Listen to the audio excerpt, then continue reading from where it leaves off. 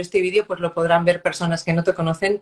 Robert Martínez es un gran astrólogo. Yo he tenido la suerte, el privilegio y la buena elección de escoger Cosmograma como una de mis escuelas de astrología, donde él también impartía cursos y dice alguna cosita con él. Y bueno, para mí realmente es un despertador de conciencia.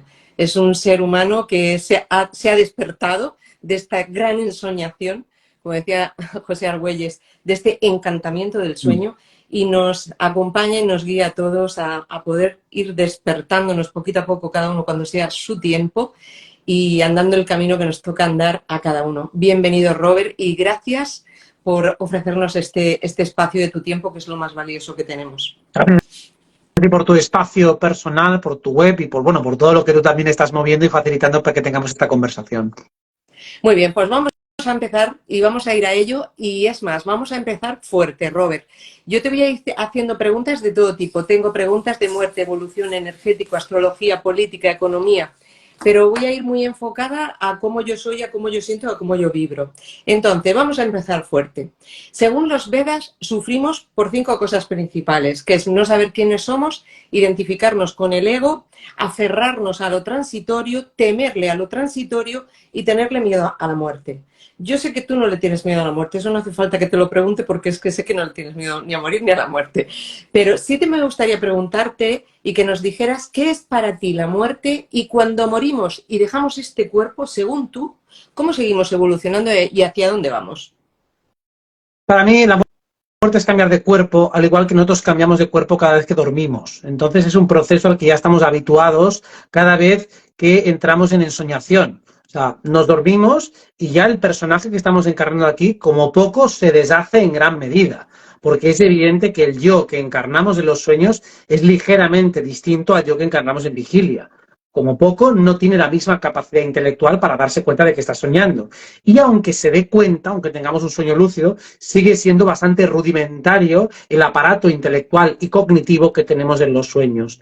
Así que la muerte viene a ser un cambio de traje. En ese cambio de traje también hay implícito un cambio de personalidad, porque las coordenadas energéticas que rigen este avatar son diferentes de las que rigen el yo onírico o cuerpo astral, y después las coordenadas que rigen los diferentes yoes que tenemos en otras dimensiones. O sea que básicamente para mí la muerte es un cambio de dimensión, un cambio de cuerpo y un cambio en la organización estructural de lo que llamamos identidad o ego. En esta tercera dimensión, digamos, el ego a ese cuerpo mental, también perdemos este cuerpo físico que le da soporte a ese ego y simplemente cambiamos a otra versión, a otra dimensión, a otra forma de entender el mundo.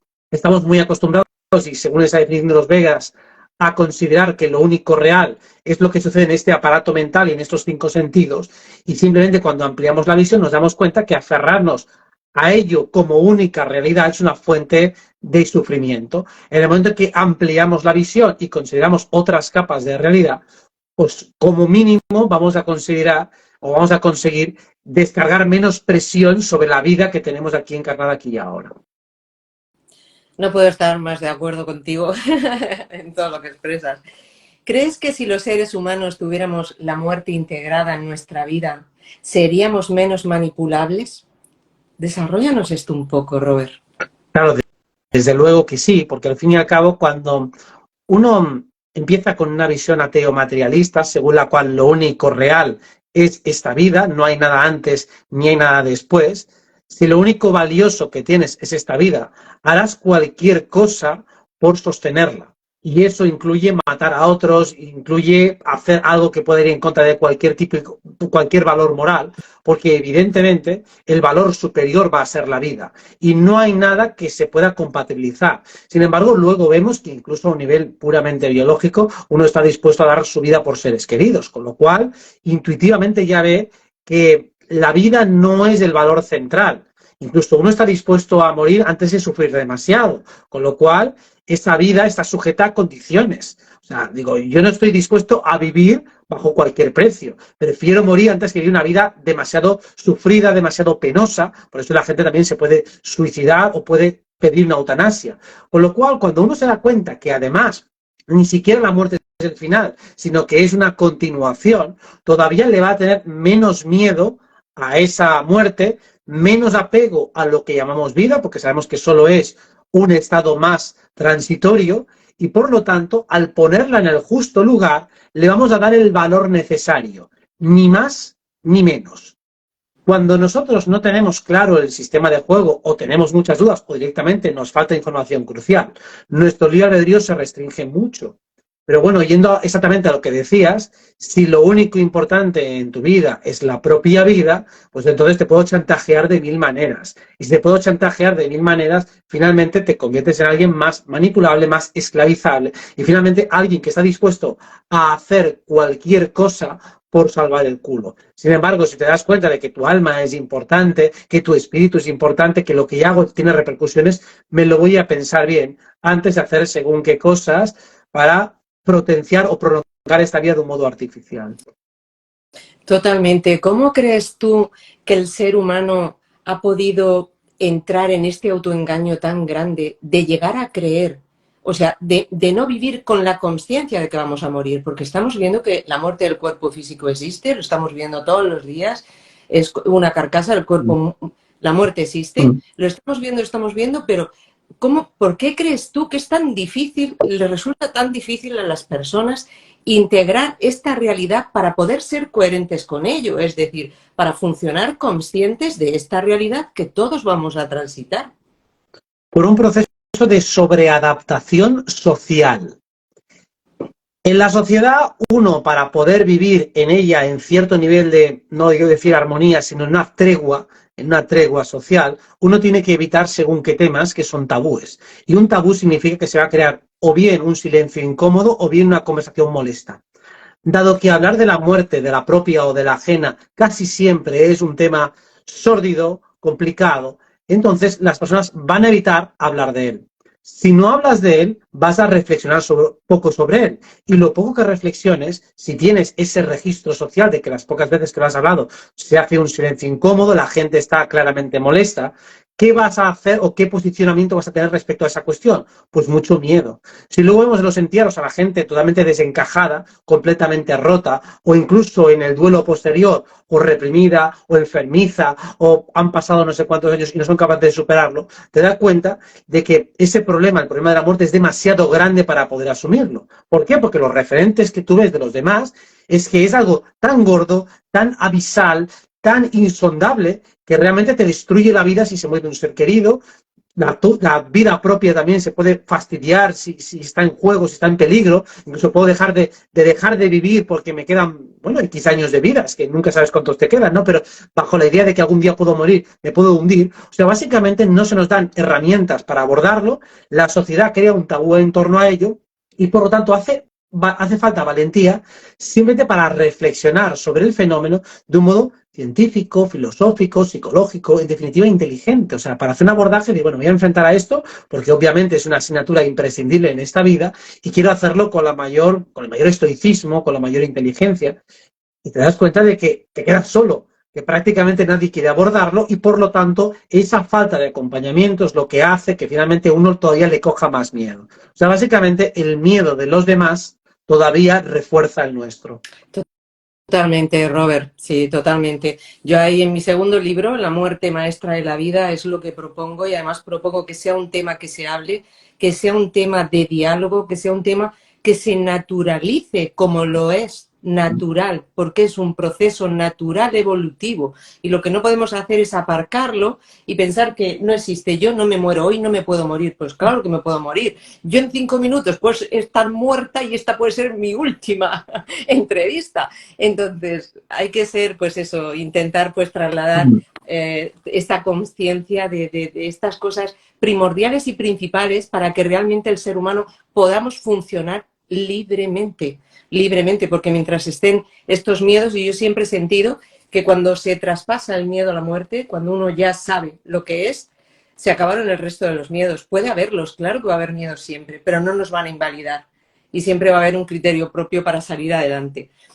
¿Cómo podemos, según tu parecer, es una pregunta que te voy a hacer como pudiera parecer muy extensa, pero yo sé que tú la vas a afinar mucho, ¿cómo podemos nacer a nosotros mismos, despertar?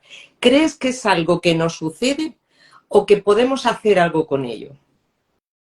podemos hacer algo con ello. Cuando decimos que nos sucede realmente es que no hemos considerado o no nos sentimos partícipes del detonador, pero sí realmente de todo lo que le antecede. O sea, para que sucedan cosas en este mundo, en la vida de cualquier individuo, hace falta una acumulación de energía en nuestra burbuja de realidad. Esa burbuja se va nutriendo de diferentes inputs, de diferentes inercias mentales que vamos haciendo. Y cuando algo sucede como un nacimiento espiritual, entiendo que te refieres a eso, ¿no? Un despertar, un clic, un movimiento en el que uno decide mirar hacia adentro, considerar la naturaleza metafísica de su propia realidad, hacerse preguntas más profundas. Eso es el resultado de un proceso. Y aunque, insisto, aunque el clic no lo estés provocando de un modo voluntario, sí que lo estás generando. Hay que entender que también, cuando nosotros hablamos de voluntariedad, lo estamos equiparando a una planificación intelectual consciente. Es decir, que yo en mi diálogo interno yo me diga, yo quiero despertar. Pero sin embargo, la mayoría de las veces, primero hay un impulso no verbalizado, pero voluntario.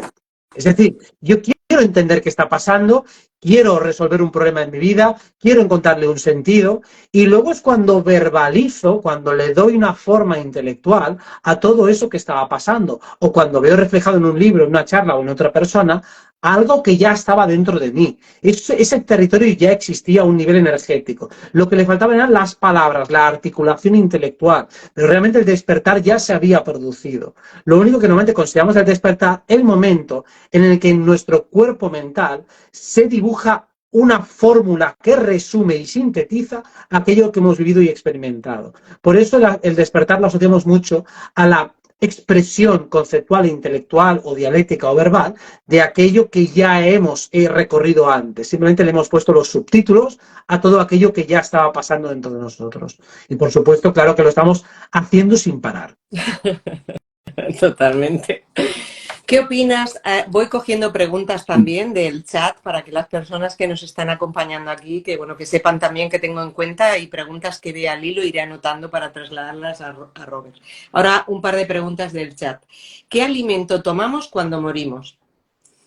O sea, cuando estamos en el cuerpo astral te refieres, ¿no? Sobre todo allí lo que vamos a alimentarnos es de todo lo que hemos vivido y cuál es el registro emocional que ha quedado de todo lo que hemos vivido. O sea, una vez que un cuerpo está desencarnado y tenemos un cuerpo astral, uno se alimenta de emociones. Por eso muchas veces regresa a los lugares ya conocidos en busca de las emociones que ya les son comunes, ¿no? Vuelve a buscar a su pareja, se ha quedado viva, a sus hijos, familiares, busca aquel territorio conocido en el caso de que se quede aquí anclado. Pero si está ya en momento de ascensión, va a ir a las dimensiones superiores buscando su propia alma, buscando sus cuerpos superiores, buscando todos los seres de luz, que le van a dar un alimento mucho más nutritivo que no aquel que, si bien es conocido, no es el más nutritivo. Así que depende de cada uno, el itinerario está abierto para cualquiera, y hay quien prefiere pues pactar otra vez con los arcontes y decir, oye, pues yo lo que quiero es volver aquí, que me he quedado con rabia y con ganas de hacer cosas, y vuelvo aquí a cambio de 4 historias, que normalmente eso es pactar, ¿no? De, oye, mira, pues yo te convierto en estrella del rock, pero tienes que pactar esto y esto y esto, y entonces vuelves inmediatamente a la reencarnación, pero porque tú has querido. O sea, si te han engañado es porque has firmado algo, y algo que te ha convencido, desde cierto punto les ha dado un consentimiento. Y también es verdad que nuestro cuerpo mental, en el momento que desencarnamos, tiene mucho menos peso que cuando estamos aquí encarnados. Y por eso también somos más fácilmente engañables. Exactamente igual que pasa en los sueños ordinarios. En los sueños ordinarios, pues si somos capaces de aceptar escenarios que son rocambolescos y estúpidos y consideramos que eso es nuestra realidad cotidiana y no nos damos cuenta, es porque el cuerpo mental, por supuesto, está con la guardia mucho más baja. Su capacidad para conectar razonamientos es mucho menor que la que tenemos aquí en vigilia. Así que, ¿de qué nos alimentamos? De emociones. Y esas emociones pueden ser de carácter residual más inferior, de lo que dejamos de la 3D, o pueden ser de carácter superior, las que nos llaman, nos impulsan desde la 5D. Muy bien. Bien, nos preguntan también en el chat, ¿qué opinas de la eutanasia? Pues depende de muchos y muchas variables. Yo, desde luego, creo que nunca me eutanasiaré, desde luego no parece que sea compatible con mi personalidad, pero entiendo que personas muy sufridas quieran optar por esa opción, o más bien, más que para ellas, para otros seres que ves que están sufriendo. yo recomendaría que cualquier persona consciente, de cualquiera de los que está escuchando esta charla, nunca opte por esa opción. Mejor fallecer conscientemente, voluntariamente, agotando el ciclo natural y sin tomar una determinación que además obligas a que sea otro que te prepare el brebaje o lo que sea. Es decir, estás involucrando a otras personas y creo que lo más lógico y natural es acabarlo cuando toque, cuando se agote la vida. Hasta cierto punto, eutanasiarse también es como suicidarse en el fondo y considero que no es la mejor opción. Otra cosa es para alguien que ya está demente, que está sufriendo, bueno, eso ya es otra decisión y depende de muchas variables y si a lo mejor ha dejado su voluntad se le puede respetar. Por respeto al otro que te lo ha pedido, no lo veo malo, pero para uno mismo yo desde luego no lo recomiendo. Creo que no es la opción más evolutiva y creo que los motivos son lógicos. Es parecido a suicidarse, más tarde, pero sigue siendo un suicidio. Claro, ahí es. Nos preguntaban también por aquí, ¿y los perritos, los animales, cuando estás en esa fase, pues más o menos se puede también aplicar lo que acaba de comentar Robert? Exacto. Robert, ¿crees que influimos en la evolución planetaria según nuestra propia evolución? ¿O que la evolución planetaria en sí misma es la que nos está influyendo a nosotros para ir evolucionando a su ritmo? ¿O es un poco de cada? Ambas cosas, por supuesto. O sea, es recíproco. Nosotros influimos en la evolución planetaria y la evolución planetaria obviamente influye en nosotros. Y ahí está la gracia, ¿no? Eso es un poco como, bueno, es en las relaciones, ambos miembros de una relación interfieren mutua y recíprocamente uno sobre el otro. En este caso, si bien lo que consideramos el planeta, Gaia, tiene una fuerza de arrastre enorme porque consigue involucrar a todos los individuos, nosotros como individuos también influimos sobre ella. Lo mismo que sucede en la sociedad. ¿Influimos en sociedad? Habrá quien diga que influimos muy poquito. Y es verdad que depende mucho del individuo su grado de influencia. Desde luego, por ejemplo, cuando alguien es una carga, por ejemplo, es evidente que influye. O sea, si para mal es fácil influir, alguien, por ejemplo, comete un crimen, puede influir muchísimo en sociedad y destruir emocionalmente a muchas personas o por lo menos dañarlas gravemente, también se puede influir en positivo. Y a nivel evolutivo, pues por lógica de fractalidad, también es lo mismo.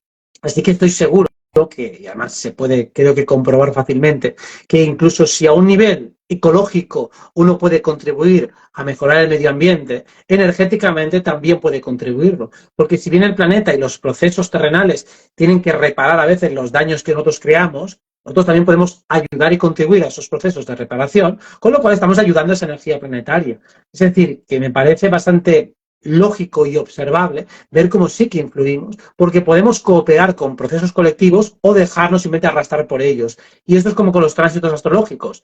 ¿El tránsito te ayuda? Sí. Pero si tú ayudas al tránsito, multiplicas y amplificas mucho la energía. Por eso el que simplemente espera que con un tránsito, entre comillas, bueno, se le solucione la vida, generalmente no se le soluciona nada. Pero si aplicamos ese adiós rogando y con el mazo dando, y cada vez que tenemos una energía favorable, nosotros ponemos absolutamente todo de nuestra parte, es que salimos disparados. Es que realmente los efectos que conseguimos son enormes y eso para mí es el espíritu y la grandeza o la gracia del crecimiento personal y espiritual. Totalmente. Hay una personita también por aquí que nos preguntaba qué le pasa al alma del que se suicida. Hay una película que no me acuerdo ahora mismo cómo se titula, muy buena, que refleja muy bien. ¿Qué le pasa al alma cuando una persona se suicida, según tu parecer, Robert?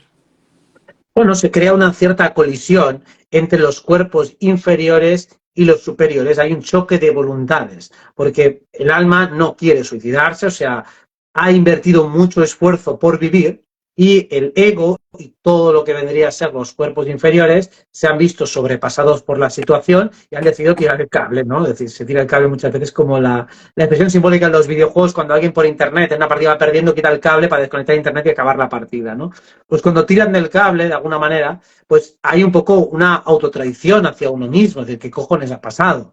Esto no es lo que queríamos. Entonces, cuando ese cuerpo energético reingresa con el alma, se da cuenta de que no ha cumplido con sus expectativas, no ha hecho lo que quería hacer.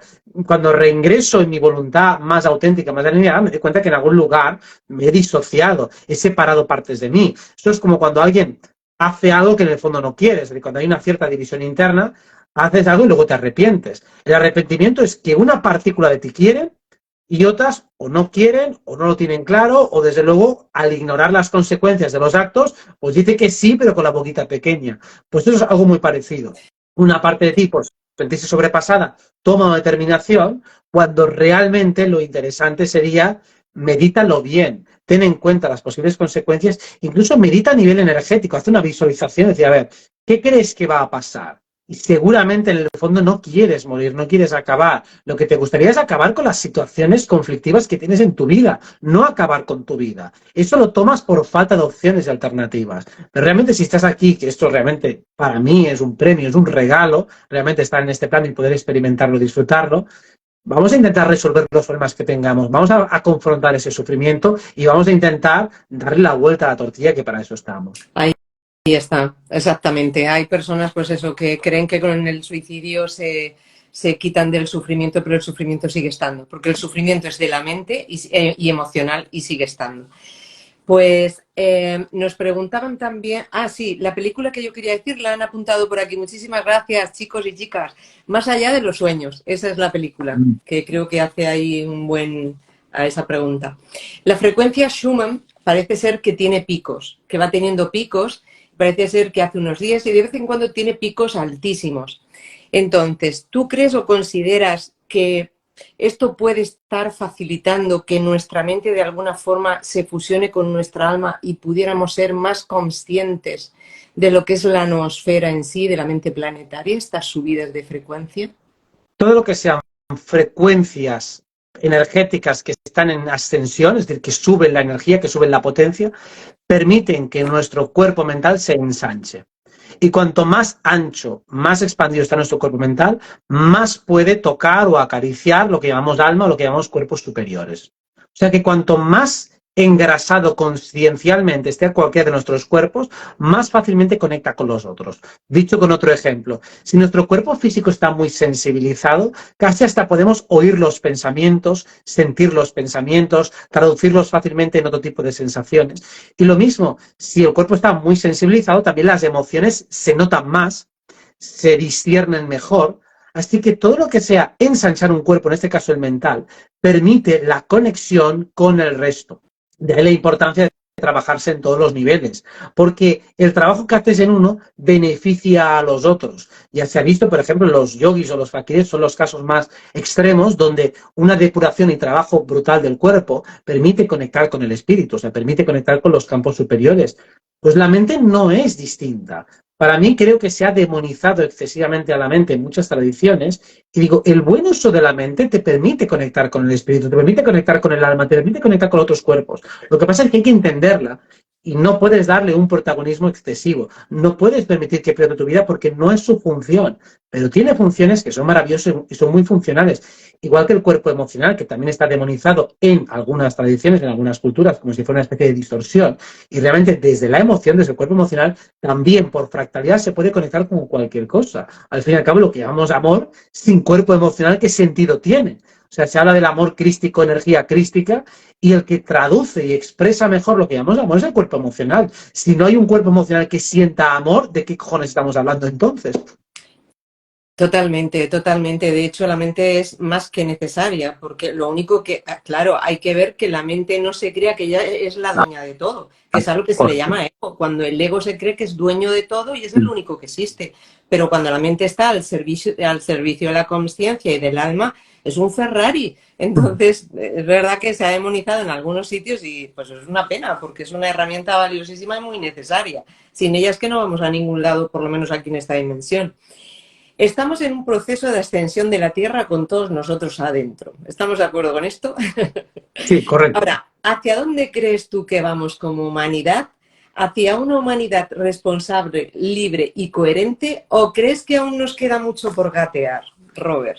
Queda mucho por gatear, pero vamos allí, es decir, las dos cosas. O sea, vamos hacia allí, el tema es cuándo vamos a llegar o cuánto va a tardar esto, que va a depender en gran parte del camino que tenga cada uno, del lugar en el que esté y también de cuál sea su medidor. O sea, si yo miro en mi pequeña escala, ya está todo bastante bien. Desde luego yo no me voy a quejar por el tipo de vida que tengo y por la gente que está a mi alrededor, porque considero que el nivel promedio general es bastante más alto de lo que era hace 10 años o hace 5 años o incluso hace 2 años. Entonces decir, bueno, pues voy midiendo los resultados y la verdad es que está todo bastante bien. ¿Que hay cosas por pulir? Digo, evidentemente que hay cosas por pulir en uno mismo y en los demás, pero desde luego solo midiendo el progreso ya es para ser razonablemente optimistas y para estar bastante bien y bastante cómodo. Claro, cuando nosotros nos colocamos a medir sociológicamente a la mayoría, entonces es para echarse a llorar en muchos momentos, porque dices, joder, es que la mayoría, hay muchos que van muy grafenados y con la piel hecha un asco, y claro, eso puede desmoralizar, digo, pero fíjate más en tu entorno más cercano, en las relaciones más significativas que tengas, o simplemente en lo que consumes, ¿no? Audiovisualmente, o sea, si bien tal vez las personas de tu alrededor no estén a la altura, ¿qué tipo de contenido audiovisual consumes? ¿Te sintonizas, por ejemplo, con la gente a la que escuchas? O sea, yo escucho gente con la que...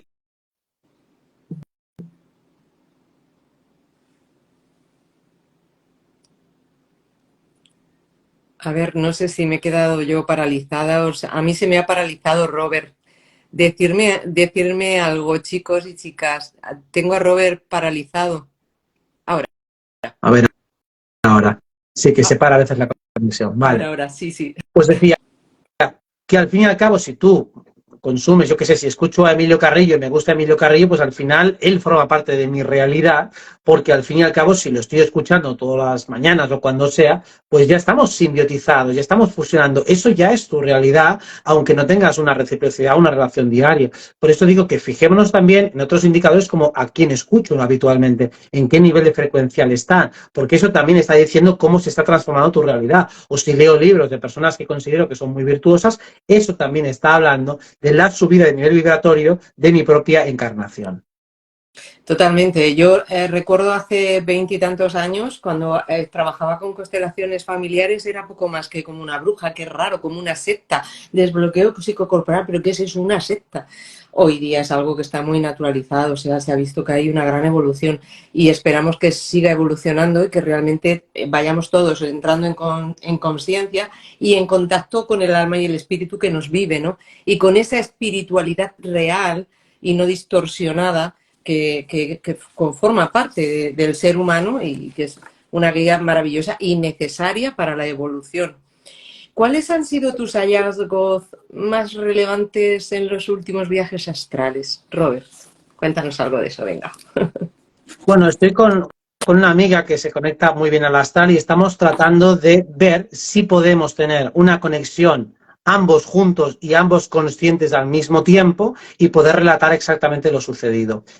Tuvimos una experiencia que prácticamente relatamos de manera idéntica, o sea, teníamos que hacer un viaje juntos en el astral y ella, digamos, que vio lo que pasaba y yo escuché lo que pasaba, pero estuvimos exactamente en el mismo lugar.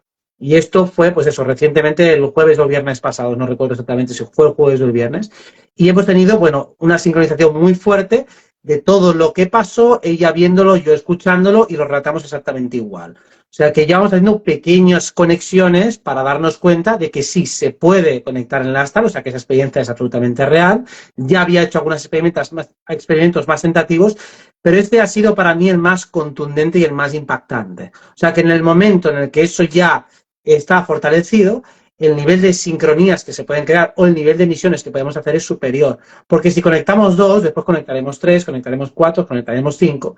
Y además nos damos cuenta que cuando uno, por ejemplo, de los dos está más consciente, puede dar parte de su energía al otro. Y eso significa que si creamos un egregor de varias personas, podríamos eventualmente, llegado el momento, despertar a una tercera, a una cuarta, a una quinta, hasta que hay un momento que estemos ahí despiertos 200, 500, 600 personas y finalmente podamos hacer nuestra nueva humanidad desde el astral. Y eso será una auténtica pasada. Os animo a todos los que yo creo que lo sabéis, pero por si no lo sabéis, hay un curso que tiene Robert en Cosmograma que es para trabajar con este tema y va guiando muy bien para llevar a cabo los viajes astrales. Y evidentemente es un gran logro lo que nos estás comunicando, no es cualquier cosa, ¿eh?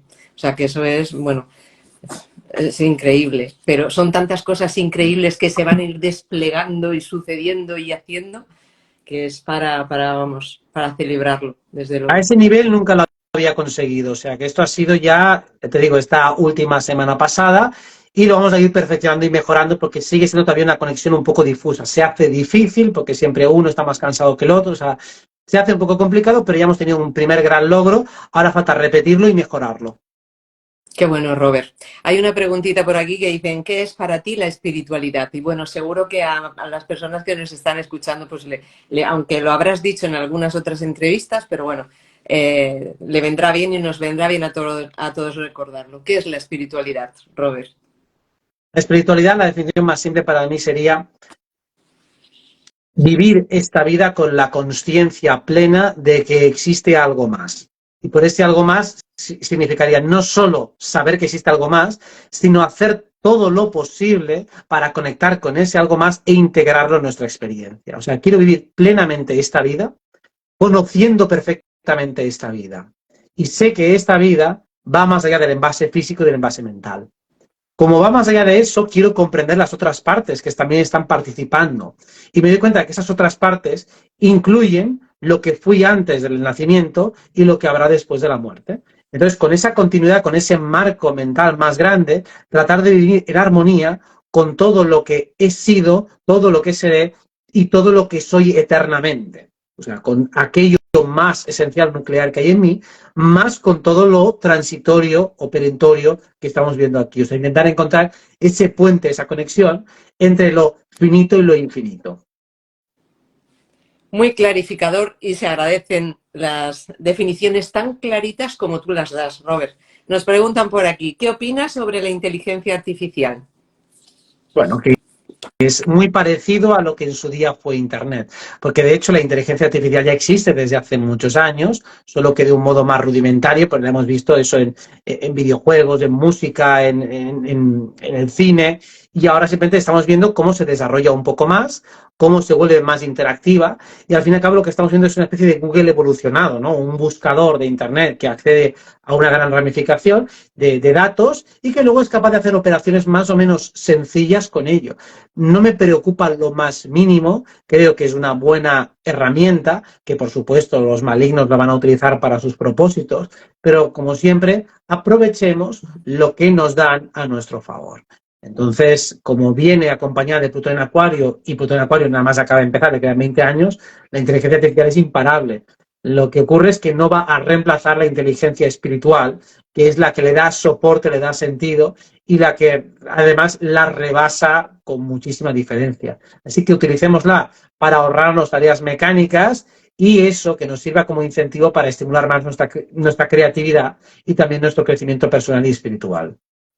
Muy bueno, totalmente. A ver, hace poquito, hace unos días creo que entró Saturno retrogradando en Piscis. Y ahora, como has dicho lo de Plutón, me he ido ahí. Y Neptuno comienza a retrogradar creo que en unos días, también en Piscis. Y va a estar retrogradando un tiempo. Y tenemos a Neptuno ahí desde el 2011.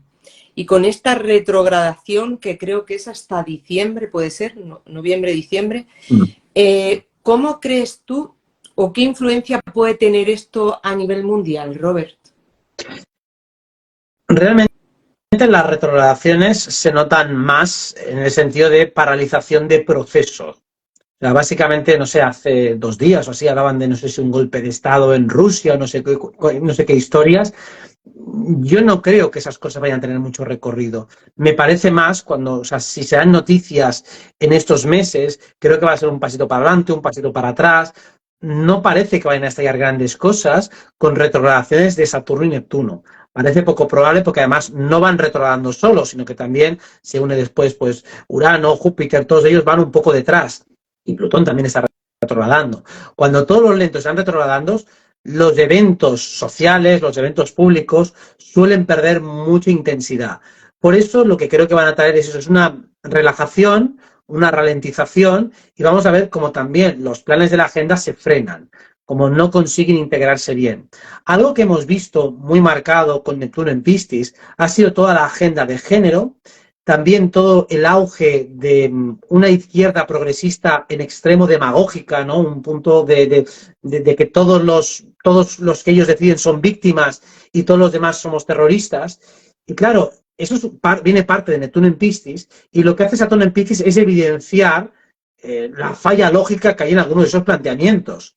Porque si bien una parte buena de Neptuno en Piscis es que obviamente no podemos dejar a nadie atrás, que todos somos parte del uno, que todos merecen nuestro respeto, dignificación y compasión. Lo que tampoco podemos es subvertirlo completamente todo y ahora de repente el que antes era víctima ahora tiene que ser el mandamás porque sí. Digo, eso también es completamente absurdo. Saturno en Piscis lo que viene es a evidenciar las fallas técnicas y lógicas que hay sobre todo en la parte más demagógica del discurso político buenista. Y de hecho de fallas lógicas hay muchísimas porque es un discurso que amparándose en una presunta solidaridad lo que es completamente fascista, completamente discriminatorio, aunque sea de llamada discriminación positiva, y completamente aberrante contra muchos colectivos que supuestamente han sido beneficiados en otro tiempo y ahora tienen que ser perjudicados. Los Saturno en Piscis retrogradando y Saturno en Piscis retrogradando van a poner en el debate público estas cuestiones que si bien llevan tiempo, ahora se van a amplificar mucho más y por lo tanto gran parte de esa esfera de la agenda va a caer en picado. Que caiga. Que caiga, como dice, al fondo del mar. Al fondo del mar, allí que ya se encargará Neptuno allí en el fondo del mar de todos ellos. A nivel astrológico, ya que estamos ahí un poco con la astrología, ¿qué es lo más relevante que tú puedes observar en esta mitad final del año? Ya nos queda medio añito. ¿Qué es lo más relevante que tú ves aquí en este medio añito a nivel astrológico, Robert? Pues el eclipse de octubre y noviembre. O sea, el eclipse de octubre, que obviamente es el primero dentro de una etapa donde ya los nodos cambian a Aries Libra, con lo cual ese sí que es un momento en el cual pueden pasar cosas un poco más gordas. Yo creo que ahí a lo mejor sí que podría haber movimientos con Putin, con Ucrania, con la guerra de Ucrania. Eso sería un momento tenso y donde podrían pasar cosillas, no sé en qué nivel, porque claro, al fin y al cabo, algo un puntito más violento. Primero, además, creo que Putin, creo que es Libra, es demás, que se justo en ese eje. Y luego todo el mes de noviembre, cuando el Sol entra en Escorpio, entra junto con Marte. Y claro, no solo va con Marte y Sol conjuntamente, y eso ya implica una energía mucho más yang, por lo tanto más seca, más defensiva, más agresiva, sino que además va creando activaciones con Urano y con Júpiter, lo cual tiende a amplificarlo todo, a exagerarlo todo.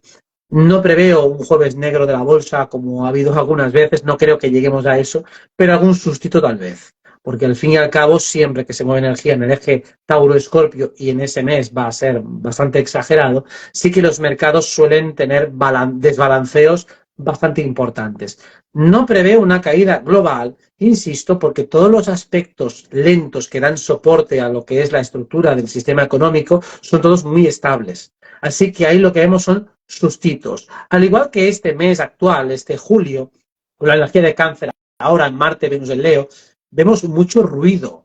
Hay mucha agresividad en el ambiente, pero dura poco. Mi recomendación siempre, cuando hay una gran agresividad, cuando el entorno está crispado, es no responder y enfriar. No responder y enfriar, no alimentarlo más, no darle más vueltas. Precisamente una de las temáticas que se va a dar todo este mes, porque además Venus en Leo va a seguir retrogradando y demás, y con Marte en Leo, es la necesidad imperiosa cada uno de defender su honor, de defender su dignidad, de defender su estatus. Digo, vale, pues la mejor manera de defender muchas veces tu estatus es no contestando. Porque si no contestas y el otro sigue agrediendo y tú no contestas, de cara a los terceros, que es hacia el que tú quieres defender tu estatus, el que queda mal es el otro. Es del otro que te está agrediendo, tú no le estás dando ningún tipo de bola y es del otro que está siendo extremadamente injusto contigo. Es así la mejor manera de defender tu honorabilidad.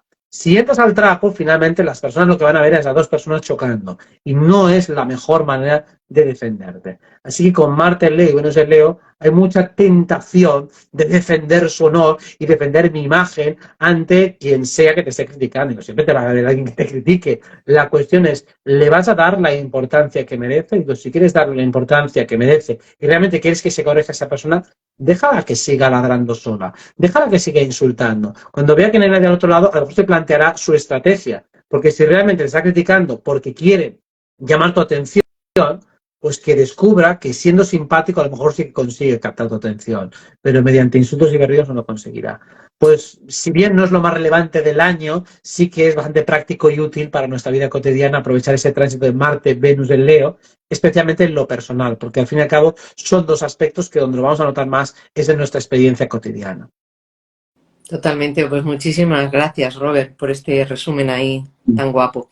Nos han preguntado por aquí, por el chat, ya os digo, voy cogiendo algunas preguntas que voy viendo por ahí, que si crees que implantarán las monedas digitales, llegando a poder ser en un momento dado como la única moneda. No. No, no, porque hay demasiada oposición por parte de demasiada gente. O sea, una cosa son los planes de la agenda que yo creo que son muy claros.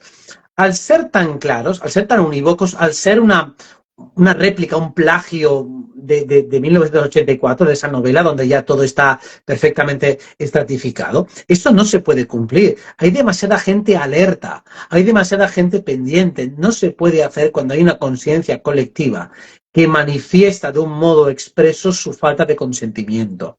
Eso imposibilita completamente la ejecución e implementación de un plan tan avieso y tan perverso, que además lo que busca, por supuesto, es más control.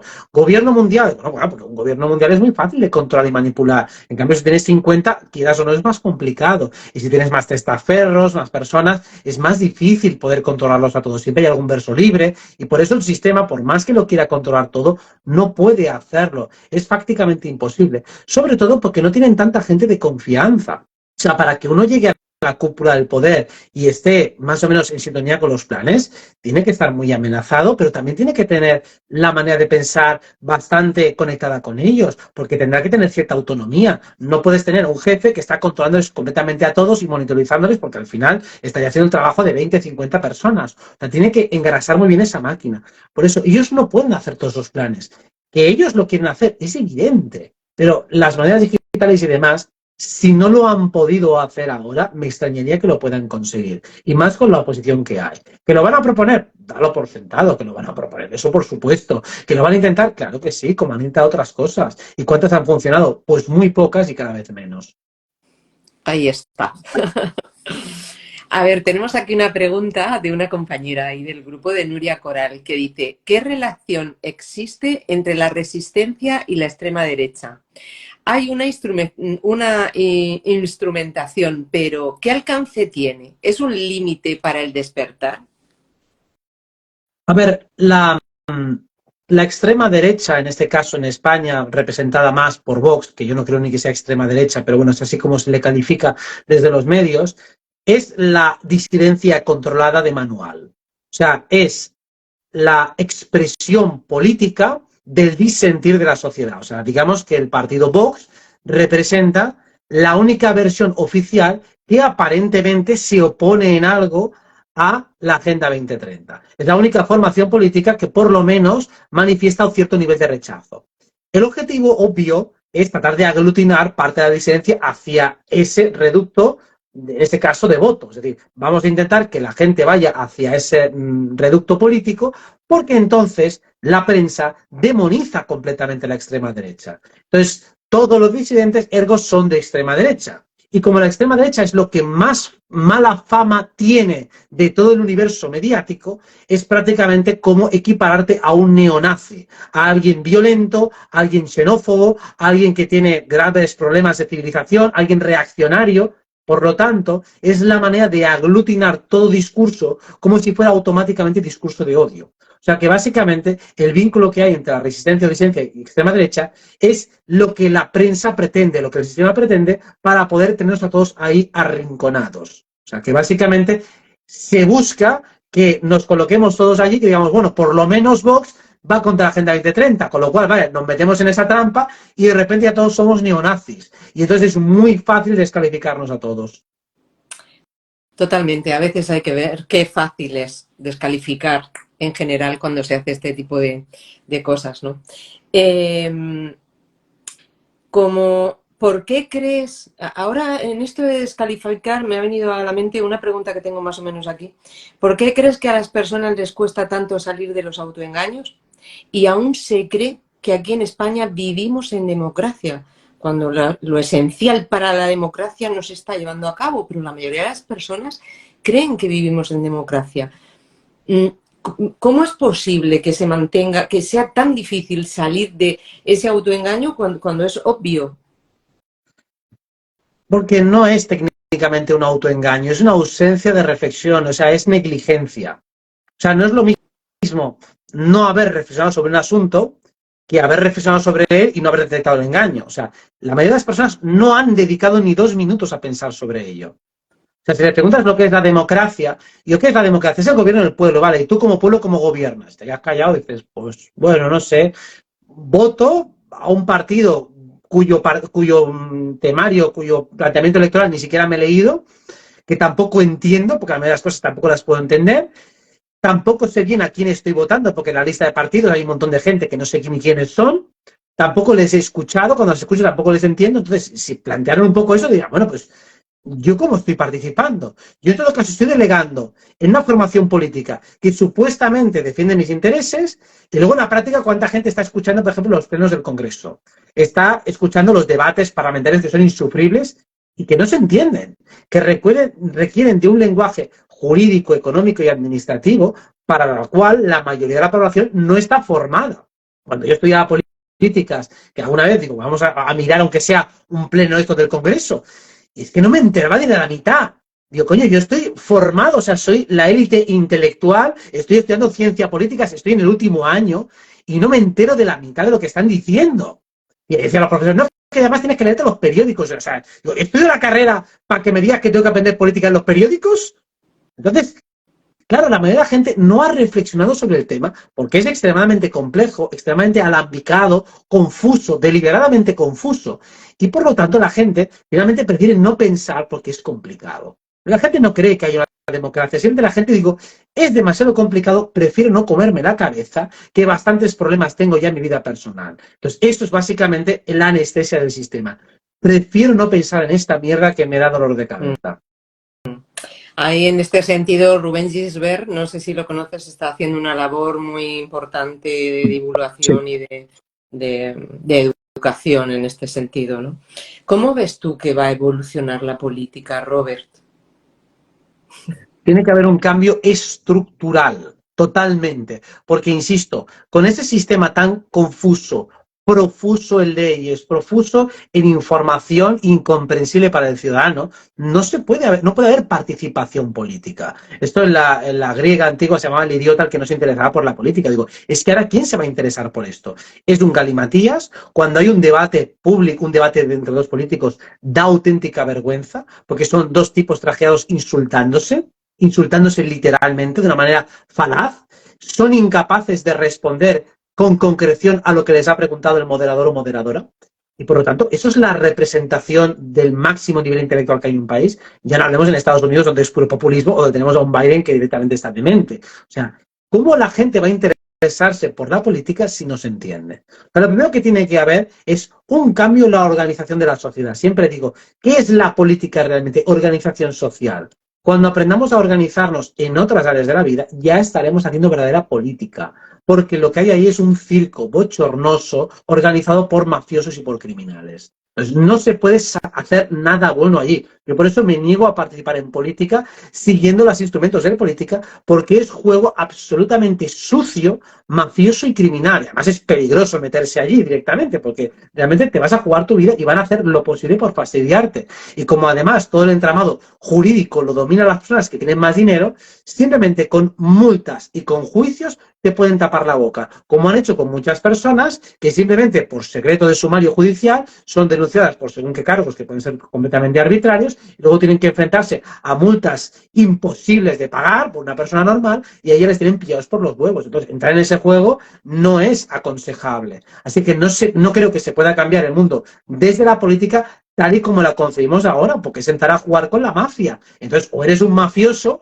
o vas a tener que ir con una cantidad de masa social brutal, y la única manera de que se pudiera entrar en la política actual sería con una masa social tremenda detrás, con un partido o con un equipo jurídico y social humano tan grande que aunque se quitaran uno de en medio tienes 20 iguales, y no estamos ni remotamente cerca de tener eso. Totalmente de acuerdo, sí, el cambio tiene que ser estructural, sí.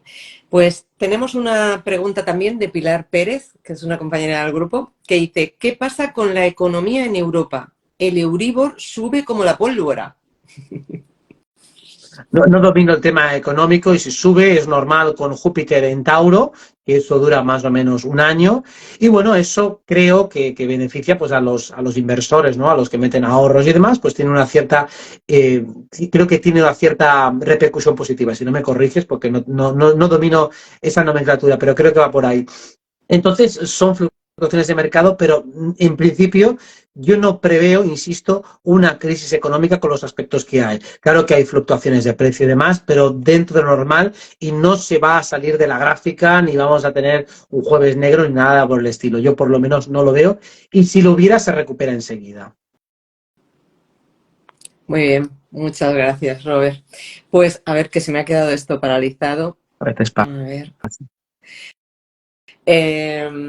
Bueno, preguntaba aquí una persona con el tema político si crees que habrá alguna solución, si, como diciendo si tú consideras que puede haber una solución y cómo podría ser la solución. Hay varias y una de ellas sería la institucionalización de tribunales populares, que ya existe, por ejemplo, en el Reino Unido y es una figura interesante que permite a un grupo de ciudadanos aplicar la ley, por ejemplo, contra un funcionario público y hacerlo de oficio y es perfectamente legal. Entonces, esto podría ser una avanzadilla para tratar de juzgar todas las irregularidades que se están cometiendo, especialmente desde los gobiernos. Hemos visto, especialmente estos últimos años, cómo todas las instituciones judiciales, como todos los funcionarios públicos, están extraordinariamente blindados porque han cometido todo tipo de tropelías legales sin aparentemente ningún tipo de repercusión jurídica. Los confinamientos, por ejemplo, fueron ilegales, inconstitucionales, generaron un daño tremendo y ningún político ha pagado las consecuencias ni de ningún tipo. Han pasado por encima y ya está. Ya no hablemos de, por lo menos, las sospechas que hay de jueces corruptos, policías corruptos, políticos corruptos, y todos ellos son prácticamente inimputables e ininvestigables. Cuando empiecen a suceder o a existir tribunales populares, esto ya puede empezar a darle un poco la vuelta, por lo menos desde la vía más institucional. Pero para eso tienen que empezar a conformarse, tienen que instituirse, y es algo que podría estar relativamente cercano. De hecho, ya me han chivado por el pinganillo que hay personas que están trabajando activamente en ello a día de hoy. O sea que esto es una de las soluciones, de las más fácticas y más cercanas que tenemos, que podrían darle un poco la vuelta a todo esto que está pasando. Muy bien. Pues como no quiero ocuparte demasiado el tiempo, sé que normalmente tienes una horita y ya vamos a hacer una hora, nos queda nada, 4 minutitos. Sí que me gustaría hacer un cierre, como si fuera un poquito así, un círculo que por donde hemos comenzado vamos a finalizar. Y con respecto a la muerte y a las personas que tienen miedo a morir, no a que muera otra persona, sino que ellas tienen miedo a morir, que tienen miedo a la muerte, que no hablan de ello, ¿cuál sería la sugerencia que tú le darías o cómo consideras que podrían ir haciendo para ir perdiendo un poquito ese desconocimiento y para ir perdiendo ese miedo a la muerte y conocer un poquito más todo esto? A través de la meditación, a través de la proyección astral, uno tiene muchas más facilidades para entender lo que sucede cuando mueres. Vas a otro plano. Nos basamos también en las experiencias que tienen las personas cuando tienen experiencia cercana a la muerte. Lo que describen es igual que un viaje astral, y la gente que ha tenido viajes astrales y que ha tenido experiencias cercanas a la muerte puede certificar que eso es lo mismo. Cuando uno se acostumbra a la sensación, ya no tienes miedo a lo que es la transición hacia la muerte. Y luego, si tienes miedo a que se acabe tu vida, cosa que es perfectamente comprensible, eso está relacionado astrológicamente con el eje entre Tauro y Escorpio. Escorpio sería el extremo, cuando se acaban las cosas. Y lo que está en el lado contrario es las cosas que ya tienes, aquello que más o menos das por hecho, das por funcional. Cuando me aprieta demasiado desde Escorpio es porque no estoy atendiendo a lo que ya tengo. O sea, no estoy disfrutando de las cosas que tengo, no las estoy saboreando. Cuando empiezo a saborear a saco lo que tengo, pierdo parte del miedo a la muerte. El miedo a la muerte, en gran parte, es una energía en Escorpio en sombra. Significa que no estoy utilizando un excedente de energía. O sea, me sobra tiempo para tener miedo y montarme pajas mentales. Si yo estuviera exprimiendo lo que estoy haciendo, disfrutándolo, saboreándolo, poniendo energía, es que no daría tiempo siquiera a meterse a pensar en la muerte. Y es más, pensaría, estoy disfrutando tanto que me da igual ya morirme ya. O sea, ha valido tanto la pena esto que me da igual morirme ahora mismo. Vale, pues cuando llegues a ese punto, habrás consumido el excedente de energía que es el que te estaba haciendo sufrir. Y cuando llegues a eso te das cuenta de que tienes un equilibrio y seguramente, irónicamente, con eso vas a alargar tu vida. Porque a veces lo que te mata es el excedente de energía que estás utilizando en tu contra y no estás utilizando a tu favor. Por eso cuando uno saborea la vida, no solo la disfruta más, sino que también la alarga. Totalmente, la disfruta más, la larga y la vive más plenamente, sobre todo pues cuando estamos ahí disfrutando lo que estamos, con donde estamos y mi cuerpo está aquí, ¿qué hago yo con mi mente en otro sitio, mis emociones por otro lado y totalmente disociada? O sea, estoy aquí, está mi cuerpo, pues aquí traigo mis emociones, mi mente y cuando estamos así alineados y desde nuestra alma somos realmente mucho más, somos coherentes y por lo tanto tenemos una mayor lucidez a la hora de discernir o a la hora de tomar cualquier decisión. Así que animo también a ello. Me gustaría que ya como tú quieras y con las palabras que tú quieras hagas el cierre, trasladando a todas las personas que estamos aquí escuchándote lo que tú consideras para ti relevante en este momento de la vida, en este instante, aquí y ahora. ¿Qué te gustaría trasladarnos? Aprovechando la energía que está más marcada en estos días, aprender a descansar bien, relajarse bien, comprender cuáles son los ritmos de desaceleración energética. Al igual que aprendemos a acelerar la energía, a motivarla, a impulsarla, a moverla cuando queremos detonar cambios, también cuando la situación nos sobrepasa, nos molesta, nos inquieta, aprender a enfriarla. Cuando uno aprende a enfriar su mente, a pararla, a frenarla, los problemas de su vida también se ralentizan, porque todos los planos están sincronizados. Que nadie tenga miedo a esa inacción. A veces enfriar las cosas, enfriar la mente, también enfría la energía de las situaciones. Y ahora precisamente que tenemos muchos planetas retrógrados, es un momento muy fácil para enfriar todos los procesos que nos están incordiando y molestando. Y cuando algo está frío, está tan lento que lo podemos analizar mucho mejor que si va avanzando a toda velocidad. Si yo quiero analizar una película poco a poco, la paso a cámara lenta. Pues ahora es el momento de pasar las cosas a cámara lenta para deglutirlas, degustarlas, analizarlas y comprenderlas en profundidad. Ole, qué cierre, chapo.